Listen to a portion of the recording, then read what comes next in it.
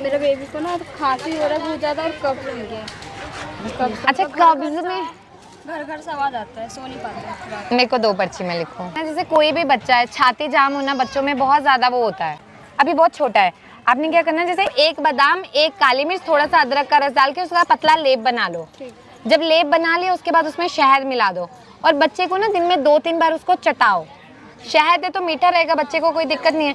इससे जो छाती में जितनी भी बलगम है वो सारी निकल जाएगी बाहर और वो अंदर से उसकी साफ हो जाएगी और उसकी कफ रुक जाएगी, खांसी कम हो जाएगी। उस पर जो घर घर की आवाज़ आ रही है ना वो ठीक होगी।